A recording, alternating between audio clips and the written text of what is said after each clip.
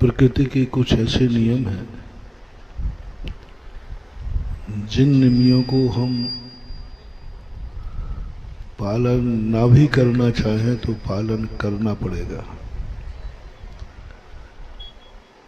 उन नियमों के बिना तुम अपनी जिंदगी के कभी लक्ष्य को पूरा नहीं कर पाओगे। प्रकृति ने संसार में जीवात्मा को संसार में जीने के लिए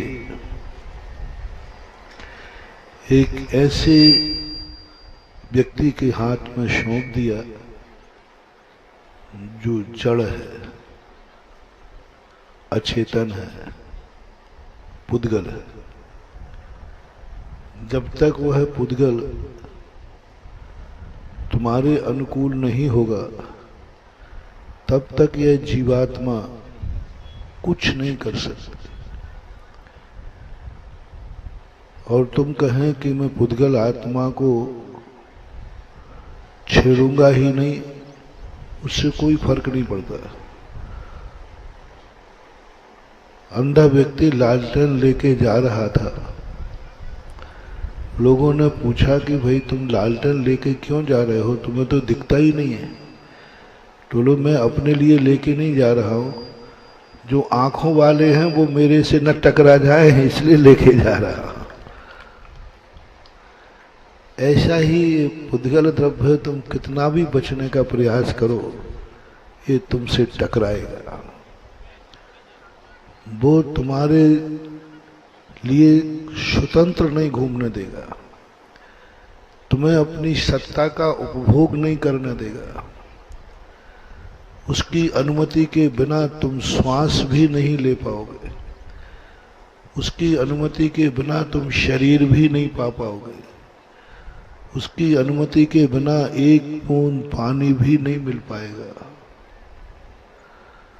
वो आएगा, सुख के रूप में नहीं आएगा, दुख के रूप में आएगा। और एक नीति है चाणक्य की कि कभी भी हो सज्जन को प्रसन्न करो या ना करो, दुर्जन को जरूर प्रसन्न रखना है। देवता की पूजा के पहले खलों को शांत करना चाहिए, उपद्रवियों को शांत करना चाहिए। ये नियम है, नीति है। पहले देखो कि खल कौन है जिसके पास दया नहीं है, सोच नहीं है, विचार नहीं है। जैसे आतंकवादियों की बुद्धि ठस होती है ना, उनकी बुद्धि ऐसी कर दी जाती है कि उनमें कभी दया भाव आता ही नहीं है। वो यही नहीं सोचते हैं कि मेरे इस आतंक से कितने लोगों की जिंदगी खराब होगी, कितने दुखी होंगे, कितने बेकसूर मारे जाएंगे। उनको ये सोच ही नहीं आता। ऐसा ही जो मूर्ख होते, अज्ञानी होते, उनको कभी तुम्हारे ऊपर दया नहीं आएगी। तुम रो रो करके कितने भी मर जाना, आंसू बहा देना, इस जड़ कर्म को कभी दया नहीं आती। छोटी मोटी शक्तियां नहीं, बड़ी से बड़ी शक्तियां भी, उनके लिए भी ये रुला देता है। ज्ञानी से नहीं डरना, तुम लोग भगवान से डरते हो। मत डरो भगवान से। भगवान बहुत समझदार है, बहुत दयालु है, बहुत कृपालु है। वो तुम्हारे दुखों को देखना ही नहीं चाहता। वो तो सदा जगत के दुखों को दूर करने का भाव करता है, भावना करता है, कब सगत सुखी हो। भगवान से मत डरो। भगवान तो अपनी गलतियां करने के बाद भी हमें माफ करता है। गलतियों को यदि आपने आई एम सॉरी प्लीज कह दिया ना, इतने पे ही भगवान कह देता है जा भाई मैंने तुझे माफ किया। देखो रावण जो था, रामचंद्र जी ने अंतिम क्षण तक ये कहा कि रावण यदि अपने सत्य पर आ जाए तो मुझे रावण का मारना कोई उद्देश्य नहीं। ऐसे महान आत्मा, भगवान आत्माओं का स्वरूप, दुष्ट को भी माफ करते हैं। उनके साथ भी इतना दुख पहुंचाया तो भी माफ करने की सोचते। गुरुओं से नहीं डरना। गुरु कभी नाराज हो जाए तो गुरुओं का, साधुओं का गुस्सा ऊपर का होता है तुम्हें सुधारने के लिए, और कभी वस्तुतः कोई गुस्सा हो जाए तो साधु का क्रोध प्रणाम पर्यंत। पाए लागे बाबा जी घनी कम इतने में बाबा जी क्या हो जाएंगे? कितने बड़ा अपराध किया हो वे माफ कर देते। माता पिता से नहीं डरना, क्योंकि माता पिता तो बड़े दयालु होते हैं। वे क्रोध करेंगे भी तो तुम्हारे हित के लिए करेंगे, तुम्हारे जीवन का। इन सबसे डरते। सबसे ज्यादा यदि डरना है किसी को तो कर्म से डरो। ये कर्म किसी को माफ नहीं करता। जिसके पीछे पड़ जाए, क्योंकि उसके सोचने की शक्ति नहीं, देखने को आंखें नहीं, हृदय उसके है नहीं, ज्ञान उसका है नहीं, मन उसका है नहीं, वो तो जड़ है। वो जिसके पीछे पड़ जाए, शास्त्रों को जब पढ़ते हैं, ये कर्म श्री राम के पीछे पड़ गया, और उस कर्म ऐसा पीछे पड़ा, कर्म ने कहा हे राम तुम बलि भगवान हो, तुम्हारा सारा जगत भक्त है, सारा जगत तुम्हारी भक्ति करता है, तुम भगवान के समान पूछते हो, लेकिन अभी आप सारी दुनिया ने आपकी शक्ति देखी है, अभी आपके भक्तों ने मेरी शक्ति नहीं देखी। आपकी शक्ति सब जानते, हमारे भगवान में बहुत शक्ति, लेकिन कर्म कहता है कि मेरी शक्ति जानते हो आप? अपन से पूछा जाए कि सब लोग अपने अपने भगवान की शक्ति कितनी है, और जो कर्म हमें सुखी दुखी करते हैं उस कर्म की शक्ति कितनी है, तो अपन किसका पक्ष लेंगे? सब लोग बोलो। भगवान की शक्ति ज्यादा है कि कर्म की है? अपन सब श्रद्धालु है ना, तो अपन क्या कहेंगे? भगवान की शक्ति ज्यादा है। जैसे ही तुमने ये घोषणा की, कर्म कहता है क्या कहा तुमने? एक बार और बोलना। कर्म की शक्ति, भगवान की शक्ति, अपन तो यही कहेंगे। कर्म कहता है दिखाता हूं तुम्हारे भगवान को, दिखाता। और कर्म पीछे पड़ा। दुश्मन किसी की प्रशंसा नहीं सुन सकता, मूर्ख किसी को बढ़ते हुए नहीं देख सकता। मूर्ख का नियम होता है, वो कहता है सर्ववान शक्तिमान मैं हूं। कंस देख लो ना, कंस कहता है, उसका बेटा कहता भगवान को मानता, बोले नहीं मैं ही भगवान हूं, तेरा बाप हूं, राजा हूं। वो अपने से बड़ा किसी को पसंद करते ही नहीं। दुष्ट की ये पहचान होती है, खल की ये पहचान होती है। वो अपने से बड़ा किसी को स्वीकार करने को तैयार नहीं होता। यही स्थिति है। कर्म पीछे पड़ गया। किस समय? जिस समय रामचंद्र जी को अयोध्या में बैठाना है, राजगद्दी मिलना है, कर्म कहता है भगवान, ओए भक्त लोगों, कल बैठ के देखें तुम्हारे भगवान गद्दी पर, मेरी ताकत का चमत्कार। कर्म ने ऐसा माथा फेंका मंथरा के दिमाग में, कैकेयी के दिमाग में, और क्या होना पड़ा भैया? सारी जनता देखना चाहती है कि राजा राम गद्दी पर बैठे हैं। सबकी इच्छा है, पिताजी की भी इच्छा, दशरथ की, सबकी। लेकिन किसने नहीं बैठने दिया? कर्म ने। उसके बाद जाकर देखो कर्म जंगल में भी नहीं छोड़ा, अंत में भगवान के लिए, उस शक्ति के लिए कर्म ने क्या चुनौती दे दी, दुनिया देखो रे मेरी शक्ति। जब कर्म ने लक्ष्मण को पछाड़ के जमीन पे गिराया, अमोघ शक्ति फेंकी रावण ने, कर्म ने फेंकवाई थी। तब रामचंद्र जी के मन में मुंह से निकल गया, यदि प्रातः काल तक मैं जीवित न, मेरा भैया जीवित नहीं हुआ तो सुबह मैं भी कर्म ने ढिंडोरा पीटा, देखो देखो रे देखो, तुम्हारे भगवान भी आज हमारे सामने मरने की बात कर रहे हैं। इतनी बड़ी शक्तिशाली आत्मा के लिए, जगत अवतारी के लिए इस कर्म ने इतना मजबूर कर दिया कि वो मरने के लिए भी तैयार हो गए। बोलो शक्ति किसकी ज्यादा है?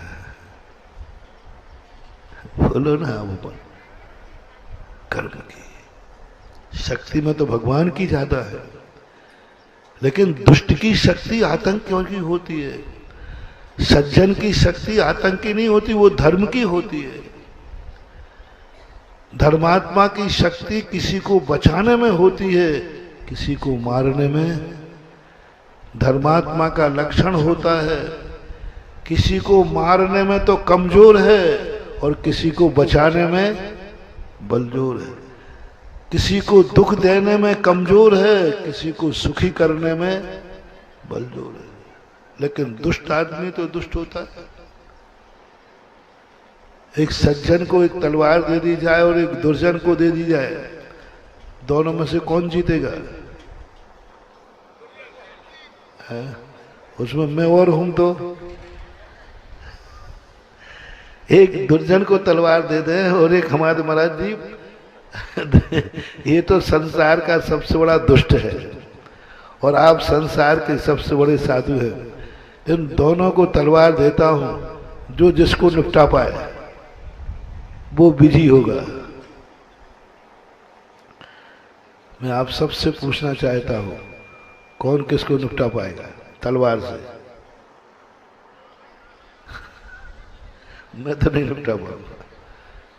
मेरा तो तलवार उठाने का भाव ही नहीं बनेगा, भाव ही नहीं बनेगा। और दुष्ट जब तक तो निपटा ही देगा। दुष्ट और सज्जन जब भिड़ते हैं, दुष्ट जीतता है, सज्जन हार जाता है। क्योंकि सज्जन वो इसलिए कि वो दुष्टता में उसकी मास्टरी नहीं है, सज्जनता में है, वो दुष्टता में मास्टर है। और संसार का सबसे बड़ा मूर्ख दुष्ट है कर्म। और कर्म को अनुकूल बनाने के लिए बनाना तो पड़ेगा। तुम बिगाड़ के नहीं चल सकते, उससे भाग के नहीं चल सकते, संसार में उसको रहना पड़ेगा। लेकिन एक नीति यह भी है, मूर्ख को अपने बस में करना ज्यादा कठिन, ज्ञानी को बस में करना कठिन है, क्योंकि वो खुद ज्ञानी है, वो खुद। और मूर्ख को प्रसन्न करना में ज्यादा कठिन है। मूर्ख को प्रसन्न करने में कोई ज्यादा कठिनाई नहीं। थोड़ा सा उसको, जो चुनाव में खड़े होते ना, ये मूर्खों को, नशेड़े गंजेड़े भंगेड़ों को ज्यादा मेहनत नहीं करनी। इनको मेहनत करना पड़ती है पढ़े लिखे नौकरियों से। जो ऑफिसर लोग, पढ़े लिखे लोग होते ना, उनको अपनी पार्टी में लाना बहुत कठिन होता है, वो समझते होते हैं। मूर्खों को कुछ नहीं करना, एक एक पौवा बांट दो। है? आप लोग हंस गए ना, मेरी बात है तो सही। एक एक पौवा बांट दो। अफीम सी के लिए क्या चाहिए? अफीम की गोली बांट। स्मैक को, बच्चों को एक एक चॉकलेट बांट दो। बच्चा एक चॉकलेट पे अपने बाप माँ बाप को छोड़ करके दुश्मन के पीछे चला जाता है और वो अपहरण कर लेता है। एक चॉकलेट दिखाई देता है, दादा ये चॉकलेट है, बच्चा उधर चला जाता है क्योंकि मूर्ख। बच्चे को एक चॉकलेट में हम अपनी तरफ आकर्षित कर सकते हैं क्योंकि वो मूर्ख है। मूर्खों को अपने बस में करना ज्यादा कठिन नहीं है, लेकिन मूर्ख बिगड़ जाए तो इतना कठिन है, जैसे अभी हमने बता दिया। बिगड़ जाए तो तुम्हें जीने नहीं देगा, और बन जाए तो फिर तुम्हारी पोवारा है। वो इतना सेवक होता है। ये पुद्गल कर्म को जैनाचार्य ने कहा, इसको नाराज नहीं करना। जब तुम, और नाराज कैसे होता है पुद्गल कर्म?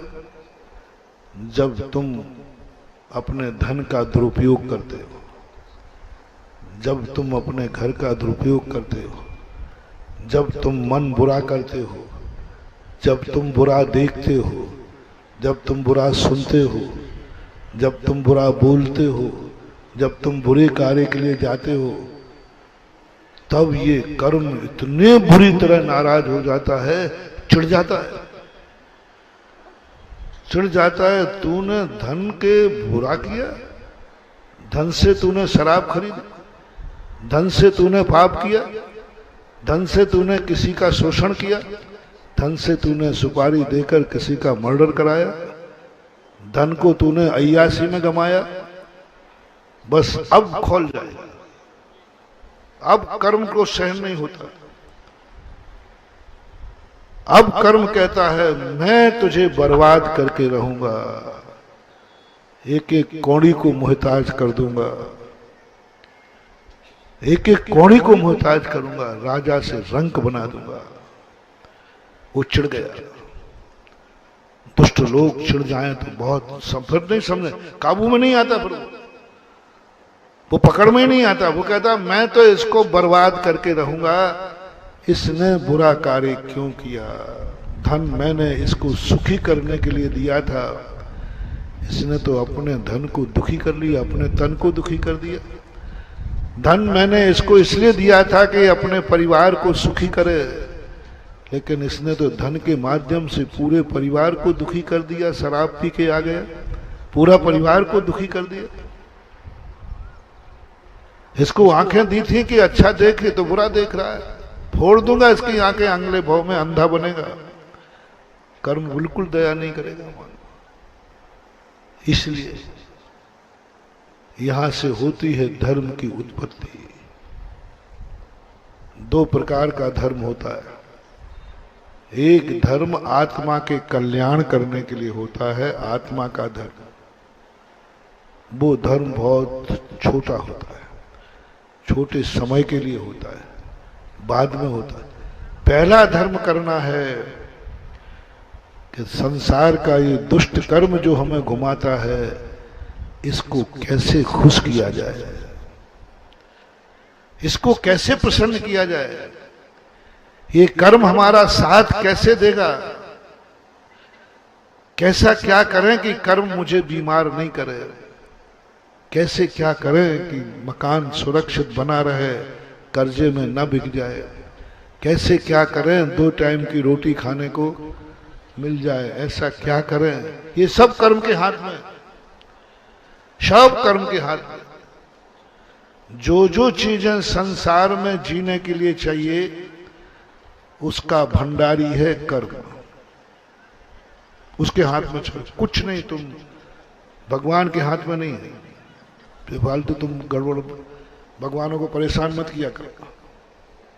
हाँ, भगवान से मांगने पहुंच जाते। मैंने भगवान से सब पूछ लिया और उन्होंने कहा कि इनको समझाओ, मेरे हाथ में कुछ भी नहीं, मेरे हाथ में भंडार की चाबी नहीं। मालिक तो आप है प्रभु, मालिक जरूर हूं, लेकिन भंडारी तो कर्म है। कई बार ऑफिसर से निपटने में ज्यादा दिक्कत नहीं होती, क्लर्क से।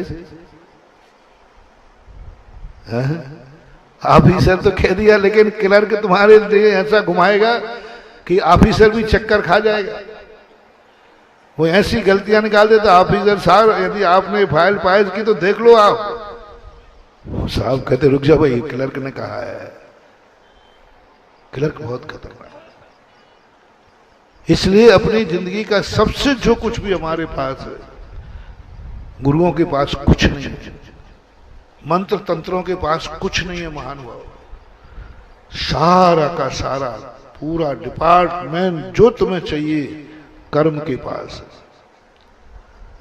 वो रुला सकता है, वो हंसा सकता है, वो जला सकता है, वो मार सकता है, वो जो हो जाए कुछ भी करा सकता है। बस जैन धर्म, वैष्णव धर्म, सारे धर्म बस यहीं सामने आकर आप लोग के सामने खड़े हो जाते हैं। हम साधु लोग तुम्हें मोक्ष ले जाने के लिए प्रवचन नहीं दे रहे। हम तुम्हारे लिए मात्र एक आशीर्वाद देना चाहते हैं कि तुम्हारे जीवन में ये दुष्ट कर्म दुख ना दे दे, ये नाराज ना हो जाए बस। क्योंकि मैंने इसकी दुष्टता देखी है, अच्छे अच्छे लोगों को धूल में मिला देता है, महान शक्तिमानों को भी। ऋषभदेव जैसे शक्तिमान को 7 महीने तक एक अन्न का दाना नहीं देने दिया इस कर्म ने। भगवान थे, जैनियों के प्रथम भगवान। कर्म कहता है मेरी मर्जी के बिना सारे भक्त दुनिया में खड़े थे, लेकिन कर्म कहता है एक दाना दे के देखो तुम अपने भगवान को। सारी दुनिया रो रही है, लेकिन कर्म अंतराय, कर्म बीच में आया, उसने एक दाना बीच में नहीं लेने दिया 7 महीने तक। अब जब ऋषभदेव जैसे, श्री राम जैसे महान शक्तियों को इस कर्म ने नहीं छोड़ा, तो हम और तुम किस खेत की, बोलो ना थोड़ा, आप बोला करो, किस खेत की मूली है। सावधान, यही चेताने में आया हो, कर्म को नाराज मत करो। और इस कर्म को प्रसन्न करने का बहुत सस्ता तरीका, मैंने कहा ना, ये बालक है, मूर्ख है ये कर्म। एक चॉकलेट में प्रसन्न होगा, एक थोड़ा सा, बस अपने जीवन को सुबह उठ करके बस मन को पवित्र रख लेना। सुबह सुबह, बस दिन भर की नहीं कह रहा हूं, खाओ, सुबह उठ करके मन को पवित्र रखना, बुरे भाव मत करना। सुबह उठ करके इस मन में किसी पवित्र आत्मा का ध्यान कर लेना थोड़ी देर के लिए। सुबह उठ करके कर लेना, थोड़ा सा ध्यान कर लेना किसी पवित्र आत्मा का। ये कर्म इतना प्रसन्न हो जाता है। सुबह उठ करके और कुछ नहीं करना है, इस आंखों से बुरा मत देखना, इन आंखों से कुछ अच्छा देखना, और इस आंखों से उस पवित्र आत्मा का दर्शन कर लेना। मंदिर में जाके भगवान का, बस कर्म खुश हो जाएगा। कानों से कोई बुरी बात मत सुनना, सुबह उठ करके कोई अच्छी बात सुनना पवित्र आत्मा की। मुंह से किसी गंदे आदमी का नाम मत लेना, अच्छे आत्मा का नाम ले लेना। सुबह उठ करके किसी गंदे स्थान पर मत जाना, किसी पवित्र स्थान पर कदमों से चले जाना, जिसे मंदिर कहते हैं। जो धन तुम कमाओ एकदम खाने मत बैठ जाना। जो तुम रोटी बनाओ एकदम खाने मत बैठ जाना, क्योंकि तुम खाने के बाद सोओगे, खाने के बाद तुम कुछ ना कुछ गड़बड़ करोगे, और कर्म कहेगा तुझे मैंने रोटी दी और तू रोटी खा के घर्राटे ले रहा है, तू रोटी खा के पाप कर रहा है। बस वो नाराज हो जाएगा, वो नाराज हो जाए, इतना बुरी तरह नाराज होगा कि तुम्हें एक रोटी भी खाने लायक नहीं रहने देगा। इसको खुश करो, खुश करो। तुम रोटी खा के क्या करते हो? बोलो, जल्दी बोलो सब लोग। महाराज जी थोड़ा सो जाते हैं। रोटी खा के कहाँ करते हो? दुकान जाते हो, साँची झूठी बोलते हो। रोटी खा के क्या करते हो? सब जो कुछ करते हो। कोई रोटी खाने के पहले तो फिर भी थोड़ा बहुत धर्म कर ले व्यक्ति, मंदिर चला जाए। रोटी खाने के बाद तो क्या करते हो? रोटी खाने के बाद माला कौन फेरता है? रोटी खाने के पहले नहीं करो, पहले तो फिर भी फेर लेते हो। रोटी खाने के बाद, बाद में कह रहा हूं, सारा संसार रोटी खाने के बाद सोता है, संसार करता है, दुकान चलाता है, व्यापार करता है, दुनिया में गाड़ी में बैठकर कहीं जाता आता है, पाप करता है। कोई ना कोई आरंभ पड़ेगा, कर्म नाराज हो जाएगा, कर्म तुम्हारी रोटी छीन लेगा महानुभाव। इसलिए धर्म शास्त्रों ने नियम निकाला, कर्म देखता है, शुरुआत में देखता है, बाद में ये देखता नहीं। इसलिए रोटी बनाने के बाद या तो तुम नियम ले लो कि रोटी खाने के बाद मैं सामायिक करूंगा, रोटी खाने के बाद मैं ध्यान करूंगा, रोटी खाने के बाद मैं गरीबों की सहायता करूंगा, रोटी खाने के बाद मैं मंदिर जाऊंगा, रोटी खाने के बाद मैं कोई गलत कार्य नहीं करूंगा। ये तुम नियम ले लो। महाराज जी रोटी के पहले करा दो, रोटी के बाद तो हमें धंधा पानी करने दो। तो फिर एक काम करो, फिर एक काम करो, रोटी खाने के पहले एक रोटी तुम उसको दे दो जो रोटी खाने के बाद सामायिक करता हो, ध्यान करता हो, पूजा करता हो। आहार दान तुमसे पहले क्यों कराया जाता है? इसलिए कराया जाता है कि कर्म देखेगा कि पहली रोटी कहाँ गई। पहले इसने अरे ये तो इस कितना धर्मात्मा जीव है, ये तो महाराज को आहार दे रहा है। और महाराज आहार करके क्या करेंगे? सामायिक करेंगे, ध्यान करेंगे। बस कर्म तुम्हें नोट कर लेगा, ये व्यक्ति बहुत धर्मात्मा है, इसने अपना भोजन महाराज को दिया है। बस उस समय तुम्हारे लिए वो पुण्य के भंडार भर देगा, इतने मात्र से। बाद में तुम भी खा लेना चुपचाप, धंधा मत करना है। टिकट जांचने वाला निकल जाए फिर कर लो ना जो कुछ करना है, छापा वाला आ जाए फिर खोल लो ना। छापा में मत पकड़े जाओ, वो पहला पकड़ता है। बनाने के बाद तू क्या करेगा, और बनाने के बाद तू एक किसी भूखे को, एक किसी साधु को आहार कर रहा था, नोट हो गया पूरा। नोट ये नहीं देखेगा कर्म के तू बाद में खाया, उसने देखा कि इसने सबसे पहले किया, पुण्य का भंडार बढ़ जाएगा। ऐसा ही ये और भी क्रियाएं। सुबह उठ करके कर्म देखता है कि तुम क्या कर रहे हो, कहां जा रहे हो। महानुभाव, सुबह की हाजिरी सही भरो। जब कर्म ये सृष्टि तुम्हें देखने आए, तुम सुबह उठ करके मंदिर की तरफ जा रहे थे, अभिषेक कर रहे थे, पूजन कर रहे थे, टिक लग गया, ये धर्मात्मा जीव है। सुबह कहाँ मिला? मंदिर में, प्रभु के पास। क्यों भेजते हैं सुबह? इसलिए क्योंकि अटेंडेंस सुबह भरी जाती है। सबसे बड़ी अटेंडेंस सुबह भरी जाती है। और सुबह तुम मंदिर में मिले, बाद में भली दुकान चले जाना, लेकिन जब अटेंडेंस भरी जाए तब तुम मंदिर में मिलना, बाकी सब काम ठीक ठाक हो जाएगा। धन जैसे तुमने कमाया, कमा लिया, कर्म वहां नहीं बोलता, कर्म कहता कमाओ। धर्म बोलता है कि कमाने के बाद तुम क्या कर रहे हो। बस निगरानी है तुम्हारी तिजोरी पर। कमाने में सरकार कमाने में कभी डिस्कस नहीं करती, जाना कमाओ जितना कमाना है। कर्म कभी ये नहीं कहता कि तुम नत कमाओ, कमाओ, खूब कमाओ, जितना कमाना उतना कमाओ। अब कर्म ने कैमरा लगा दिया, एक कमाने के बाद इस धन का क्या करेगा। बस अब कैमरे की नजर में हो, अब कैमरे की नजर में हो। जैसे ही कमाने के बाद कैमरे की नजर में हो, आप तुरंत दान की घोषणा कर दो। मैंने इतना धन कमाया, इसमें से इतना मैं दान देता हूं। और दान देते समय कैमरे में आ गया, पर पहली फ्लॉपी देखेगा और कहेगा ये दानवीर है, जाओ इसके से ऐसा करो, जिंदगी में कभी इसके धन की कमी ना आए, क्योंकि ये दानी है। और सुबह उठ करके बेटा गुटखा खाते दिलते पाए गए। सुबह उठ करके दुकान पर तुम गुटखा खरीद रहे थे, कैमरे में क्या आ गया? बस कर्म नाराज, इसको कौड़ी कौड़ी से मोहताज करो। ये है कर्म को प्रसन्न करने। वो पुण्य के रूप में जब अपनी जिंदगी में आता है, बहुत बड़ी ताकत बन के आता है।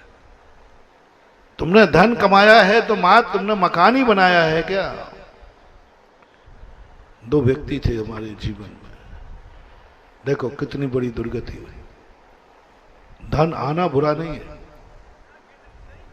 जैन दर्शन कहता है धन जाना बुरा है। आने के तरीकों पर उतना विचार नहीं किया गया, गंवाने के तरीकों में किया। रावण के पास अपरंपार पुण्य था, एक नंबर की कमाई, सब कुछ था,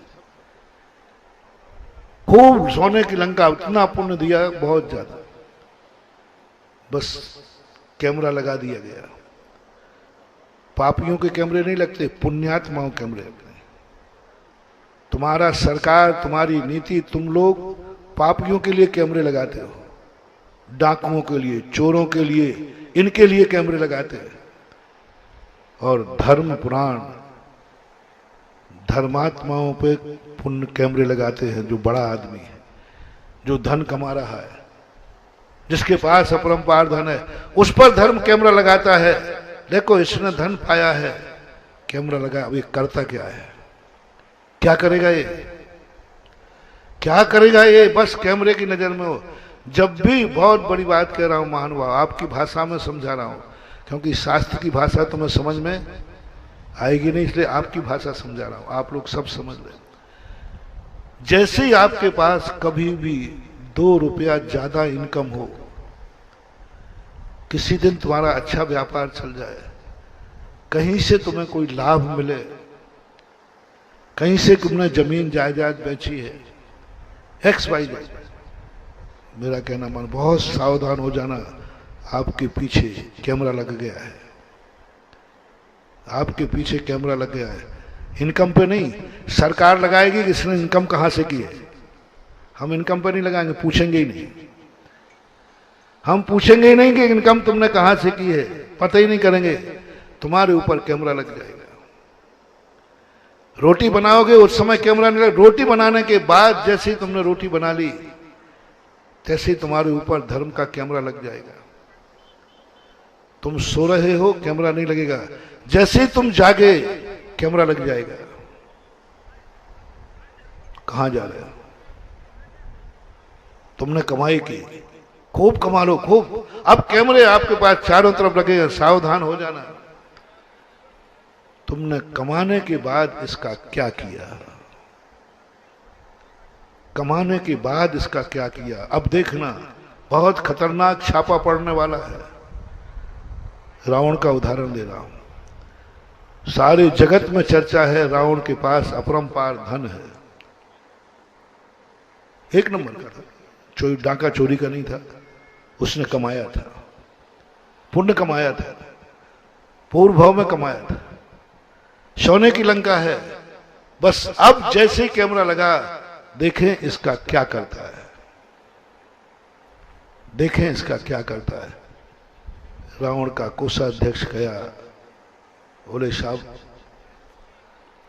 बहुत धन है कोषागार में, इसका क्या उपयोग किया जाए, क्या उपयोग किया जाए? रावण कहता है मेरा धन है, उपयोग क्या किया जाए? मकान वगैरह बन गए? बोले सब बन चुके साहब, सब खर्च पूरा हो चुका, फिर भी बच रहा है, फिर भी आपका पुण्य का उदय है, बच रहा है। तो ऐसा करो, सारे दीवारों की ईंटें पत्थर निकाल करके सोने की ईंटें लगाओ, फर्श में रत्न जड़ दो, मेरी जूतियों में रत्न जड़ दो, चारों तरफ बिखेर दो मेरा धन, और बना दो इस नगरी को सोने की नगरी। बनाओ मेरे मकान को, रजो इस फर्श के ऊपर रत्नों की। आता है, बस कैमरे की नजर में आ गए।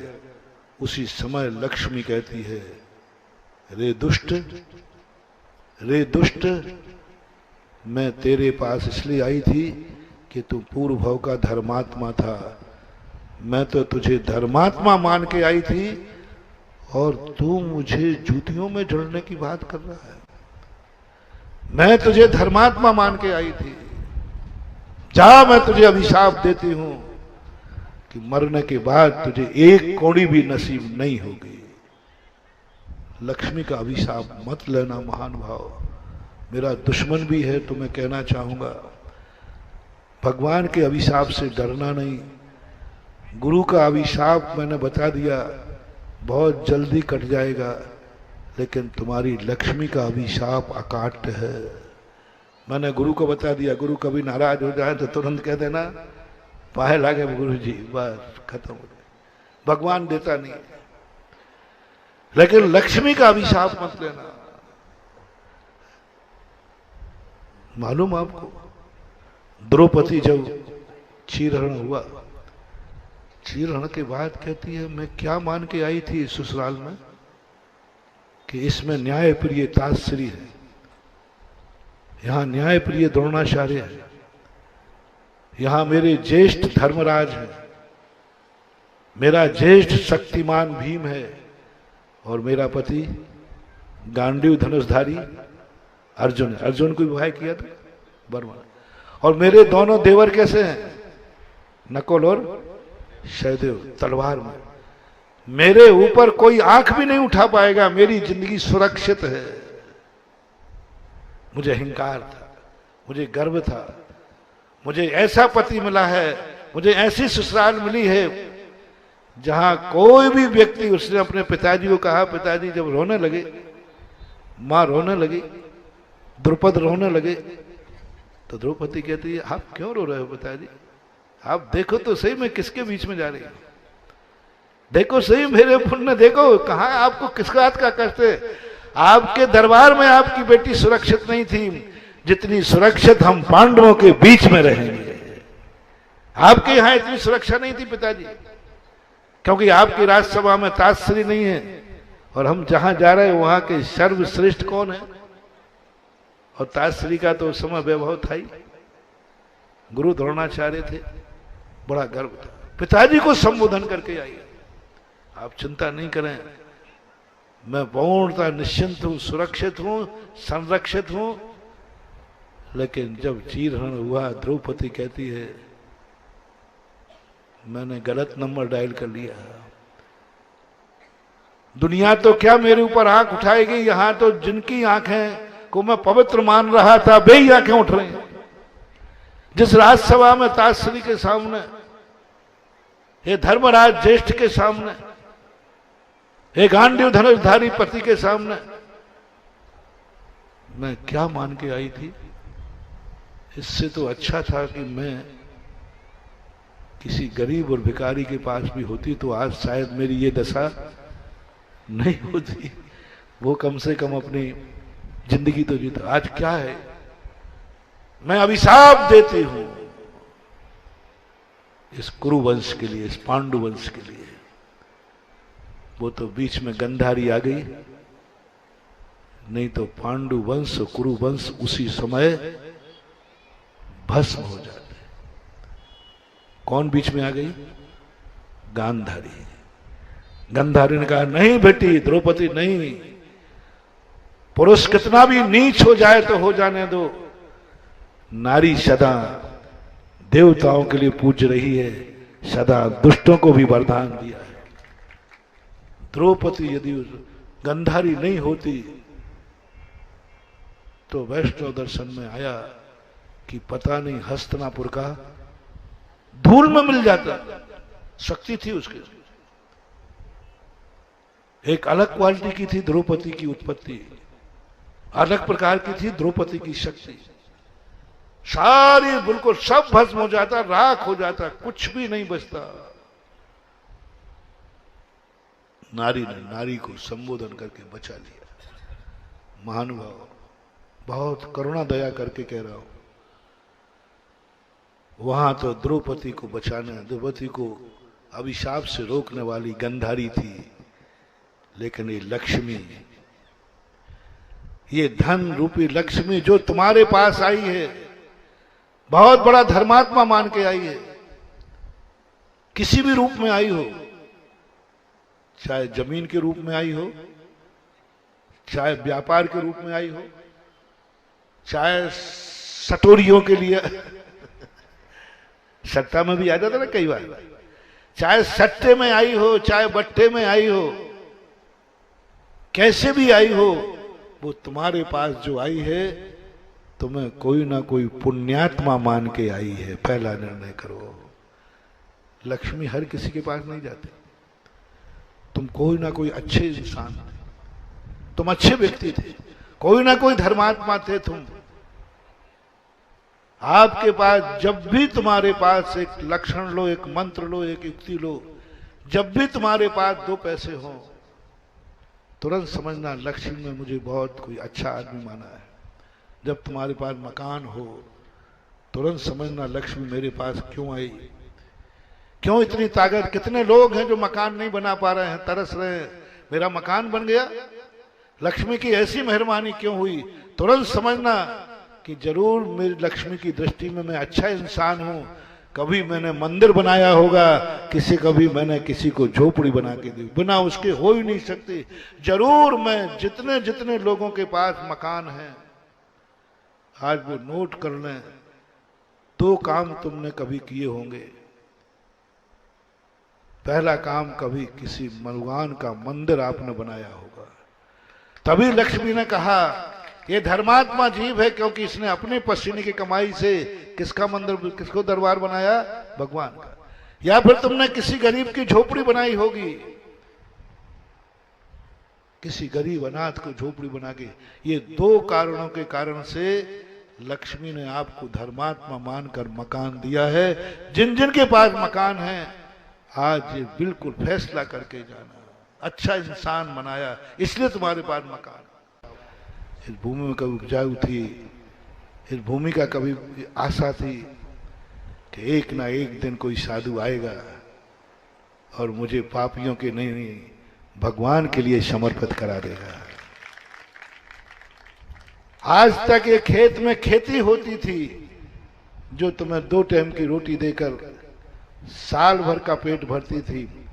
आज जो यहां बोया जा रहा है उससे वो वरदान मिलेगा कि अनंत सुख को एक दिन तुम प्राप्त हो जाएगा। खेती तो अभी भी होगी, अभी कर्म की खेती हो रही थी, अब धर्म की खेती होगी।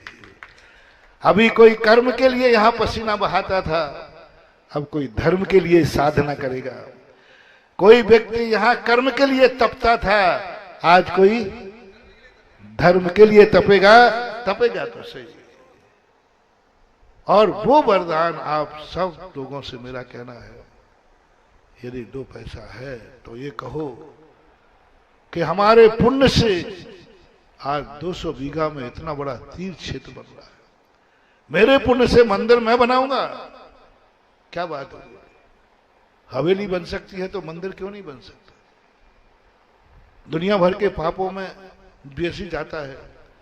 कितने लोग करोड़पति अरबपति से रोडपति हो जाते हैं, धर्म के कारण कि पाप के कारण। पाप के कारण, जुआ के कारण, सट्टा के कारण, शराब के कारण, कितने विष्णु के कारण अरबपति भी रोडपति हो गए। और जो लोग हिम्मत वाले होते, हर कार्य के लिए, आपको जुआ में हार जाए तो कंगाल हो जाओ, मकान जायदाद बिक जाए, सट्टा में हार जाओ तो बर्बाद हो जाओ, बेटा व्यसनी निकल जाए तो करोड़पतियों को भी रोड पर ला देता है, बेटा व्यसनी निकल जाए। लेकिन आज धर्म का मौका आया है, धर्म के प्रभु के मंदिर बनाने के लिए कहो, हे भगवान यदि मुझे रोड पर भी आना पड़े तो मंजूर है। गर्व से कहेंगा कि मैं पाप के कारण रोड पर नहीं आया हूं, मैं धर्म के कारण रोड पर आया हूं। साक्षात भगवान तेरे पास आ जाएगा, तू मेरे लिए। ना जाने कितने पापी लोग पाप के कारण से रोड पे आ गए, आज तू मेरे लिए। तूने मकान नहीं बनाया, नहीं साहब मैंने मंदिर बनाया। भगवान कहेगा क्या बात है, ऐसे भी लोग हैं।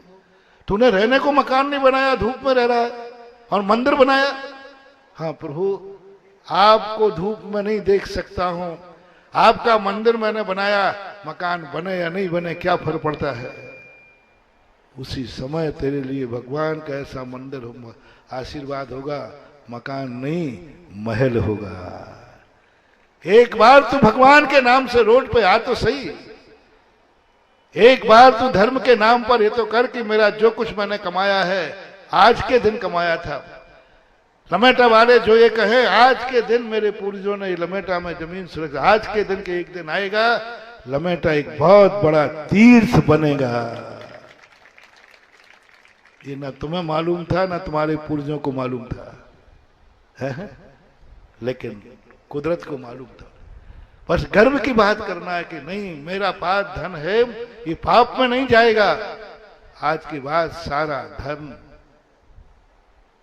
लमेटा की उस भूमि पे जाएगा जहां जनेन देव का विशाल मंदिर बनेगा, छोटा मोटा मंदिर नहीं। अब ये मंदिर रावणों के लिए नहीं, रावण तो हवेली बनाएगा, महल बनाएगा, सब कुछ जो करेगा वो करे। उसका हस्त क्या होगा, लक्ष्मी क्या वरदान देगी, अभिशाप देगी, वो तुम सब जानते। अब मैं भरत चक्रवर्ती को कह रहा हूं, जिनके पास है वो कहें कि नहीं, मेरा धन पाप में नहीं धर्म में जाएगा।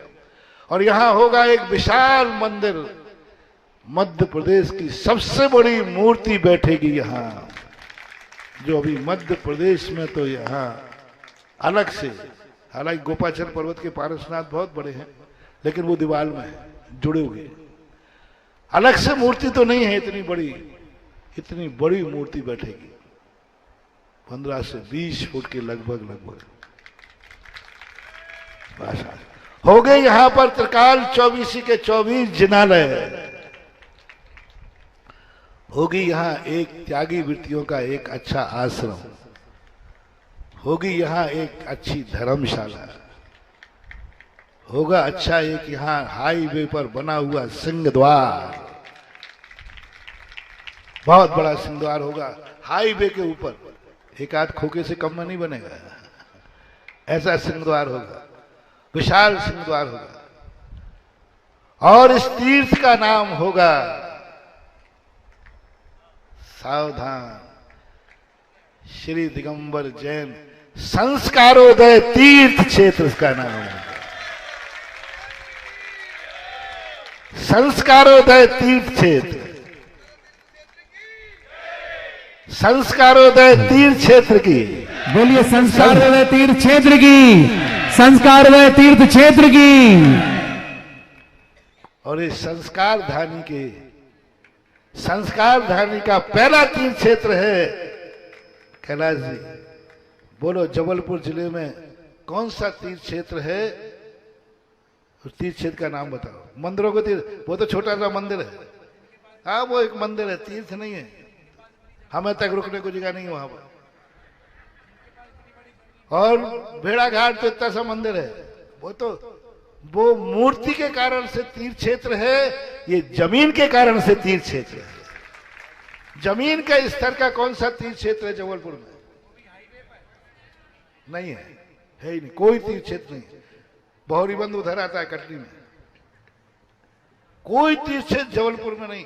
और बड़ी जबलपुर बहुत बड़ा अपने आप को कहता है, जैनियों की काशी है। काय की काशी है? खाक काशी है, काशी फल है, काशी फल। ये काशी नहीं है जबलपुर, काशी फल है। काशी फल बोलते हो वो कद्दू को, कद्दू एक कद्दू होता है, वो पीला सा होता है ना, कुमड़ा कुमड़ा कुमड़ा कुमड़ा कुमड़ा सबसे बड़ा होता है। ऐसे ये जबलपुर काशी नहीं है, काशी फल है, कुमड़ा है, कुमड़ा। अब क्या बन रहा है? आज गर्व से नाम था अभी तक संस्कार धानी, लेकिन उसके बाद कोई तीर्थ नहीं था, इसलिए संस्कार धानी का पहला तीर्थ क्षेत्र होगा संस्कारोदय तीर्थ क्षेत्र। अब जैसा संस्कार धानी और संस्कारोदय तीर्थ, जैसा उसका नाम उसकी सीमा, जबलपुर सीमा है, जिला जबलपुर की सीमा में आप कह सकेंगे, हमारी संस्कार धानी की सीमा में संस्कारोदय तीर्थ क्षेत्र भी है।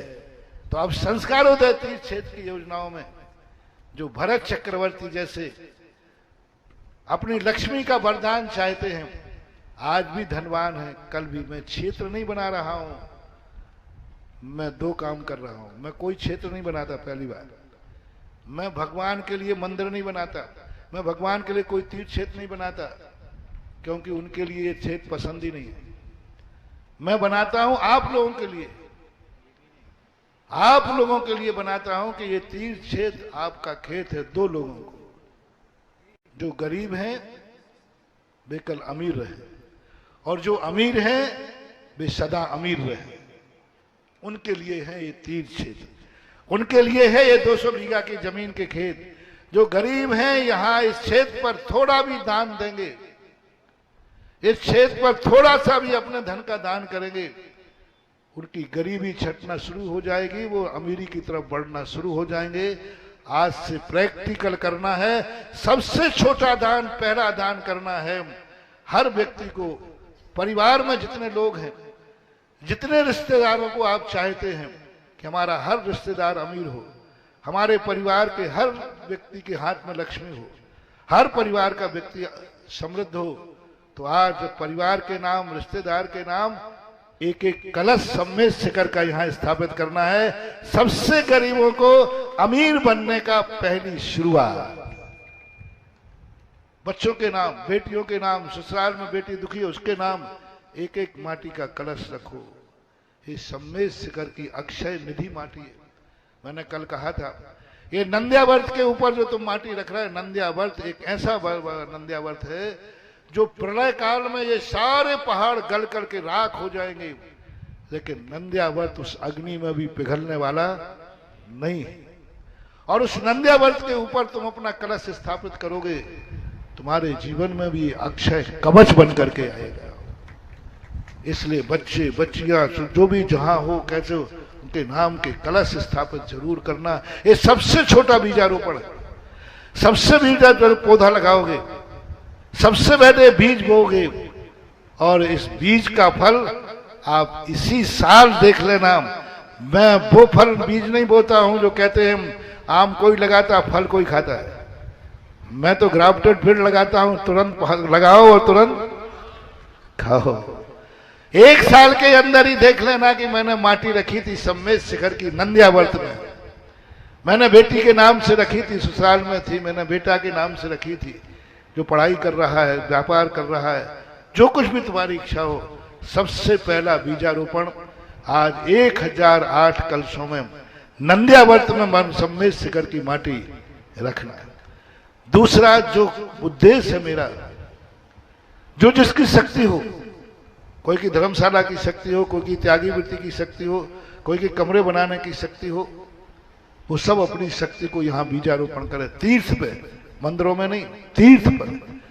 और तीर्थ सबके होते हैं। अब ये जमीन लमेटा की नहीं रही, यह जमीन सकल दिगंबर जैन समाज विश्व की हो गई। लिखित में प्रस्ताव पास हुआ है। ये जमीन पर अधिकार महातमी लमेटा वालों का था। दूसरा तो यहां आंख उठा ले तो लमेटा वाले खतरनाक हैं। आज लमेटा वालों का पूरा अधिकार खत्म करके शहर सकल दिगंबर जैन समाज भारतवर्ष को ये 200 बीघा जमीन समर्पित कर दी। अब इस जमीन के ऊपर तुम लोगों को दूसरे नंबर पर वो जो है अमीर हैं, मैं चाहता हूं कि यह क्षेत्र में भी अमीर लोग अपनी संपत्ति लगाएं और लक्ष्मी का ऐसा वरदान पाएं कि जन्मांतरों में भी कभी गरीब के यहाँ पैदा ना हो, किसी राजमहल में राजकुमार के यहाँ पैदा, राजकुमार बन के पैदा हो। तो जो दो लोगों को, अमीरों की अमीरी सदा बनी रहे और गरीब अमीर हो जाए, इस उद्देश्य को लेकर के ये 200 बीघा जमीन का खेत जोत रहा हूं आज। जुताई बोलते ना, हाँ वो जोत रहा हूं और उसको आबाद कर रहा हूं, क्योंकि हमारे परिवार भी तो छोटा नहीं है आबाद का। छोटा परिवार, छोटा किसान। अब मेरा परिवार कितना बड़ा हो गया बताओ भाई। 2011 में इतना नहीं था, अब तो पूरा राजस्थान और बहुत बड़ा परिवार हो गया। पूरा भारत मेरा परिवार हो गया। तो इन सब के गुजारा करने के लिए मुझे 200 बीघा जमीन पर खेती करना पड़ी। कम से कम 2-2 रोटियां तो सबको मिल जाए। अब कितना बड़ा है, सारा जबलपुर मेरा है, सारा सहपुरा भटोरी मेरा है, गोटे गांव सब आसपास जितने गांव हैं सभी तो है। इन सब को खेती करने का मौका महानुभाव चूकना नहीं। मूल नायक मंदिर का एक व्यक्ति चाहिए, चंदा चिट्ठा से नहीं। एक व्यक्ति बनाया। यदि यहां मूल नायक मंदिर बनेगा, उसकी कल्पना करो, कुंडलपुर में बड़े बाबा किसके लिए जाते हो सब लोग। एक दिन सारे हाईवे पे लोग बड़े बाबा के मंदिर में यहां आएंगे, सारी दुनिया उस मंदिर के नाम से जानी जाएगी। तुम्हारा पैसा तो हाथ का मैल है, कितने बेटों को छोड़ के जाना, वे एक पीढ़ी के बाद तुम्हें याद करने वाले नहीं। और मंदिर हजारों साल के लिए, जब ये क्षेत्र अमर होगा, मूल मंदिर हाईवे से चमकेगा जिनेन्द्र देव का, और पूछेगा कि किस सृष्टि ने बनाया। जैसे ही उसका नाम आएगा, लक्ष्मी तुम्हें 100 वरदान देकर आकाश से बरसाएगी। ऐसा वरदान एक व्यक्ति चाहिए कि जो बड़े मंदिर को बनावे। कुछ ज्यादा नहीं, 15-20 खोखे में बन जाएगा 20 से ज्यादा नहीं लगता। और त्रिकाल 24 के 3 मंदिर का, एक मंदिर का 24 नाम चाहिए, ज्यादा नहीं, एक खोखे में बन जाएंगे। और फिर देखो तुम्हारी अमीरी देखो, ये तो तुम्हारा सब रुगन में जाएगा। इसलिए मेरा कहना है, पुद्गल कर्म को नाराज नहीं करना। ये क्षेत्र पुद्गल को प्रसन्न करने के लिए, यानी पुण्य कर्म बांधने के लिए अनुष्ठान किए जाते हैं। ये क्षेत्र बनाए जाते हैं कि आपका पुद्गल कर्म आपसे नाराज ना हो, पुण्य के रूप में प्रसन्न होकर के आपको सदा सुखी करने का भाव करे। इस उद्देश्य से सारे कार्य किए जाते हैं। मेरा काम तुम्हारा गुरु होने के कारण रास्ता दिखाना है, चलना या नहीं चलना तुम्हारा काम है। मैं तो साधु माइल स्टोन होते हैं जो ये बताता है, इधर रास्ता जाओगे, यदि पैसा पाकर अय्यासी और भोग विलासिता में गमाओगे तो एक रास्ता जाता है जहां रावण पहुंचा है, और यदि इसी धन का सदुपयोग होकर संस्कारोदय तीर्थ क्षेत्र में मंदिर बनाओगे तो ये रास्ता सीधा भरत चक्रवर्ती जहां पहुंचा वहां पहुंचोगे। पसंद आपकी, एज यू लाइक। आप रावण जहां पहुंचा है वहां जाना है, या भरत चक्रवर्ती जहां पहुंचा है वहां जाना है। जिनको भरत चक्रवर्ती बन के जाना है वे हाईवे से अपनी गाड़ी मोड़ें, हाईवे से अपने धन को मोड़ें और संस्कारोदय तीर्थ क्षेत्र में बौनी कर दें। और जिनको रावण जहां पहुंचा है वहां जाना है, वे सीधे गाड़ी दौड़ाएं और हाईवे से इधर देखें भी नहीं, और सीधे चले जाएं, रावण के पास पहुंच जाओगे। इतना जो स्पष्ट बोलता है वो हृदय का साफ होता है, और जो गूंगा होते हैं हृदय के काले होते हैं। कैलाश चंद जी मुंह फट आदमी है जैसे मैं, इसलिए समझ लेना कि जो मुंह फट है उनका हृदय साफ होता है। और उसने आदिनाथ भगवान के लिए दिखा दिया मेरे सामने कि मैं ऊपर से नहीं चाहता हूं, मैं अंदर से चाहता हूं, और मैं आदिनाथ का जनालय मैं बनाऊंगा। ओरिजिनल प्रमाण पत्र मिल गया। आज सब लोगों को ये सोचना है कि धर्म क्या है। समर्थ है तो कहो संस्कारोदय तीर्थ क्षेत्र का मूल मंदिर मैं बनाऊंगा। दूसरा कहे कोई बात नहीं, मैं 24 का एक मंदिर बनाऊंगा। लेकिन जब मेरा विश्वास यहाँ है, मेरे पूर्वजों की श्रद्धा है, और मेरे जबलपुर संभाग जिला में बन रहा है, तो कुछ ना कुछ तो मेरा इसमें होना ही चाहिए।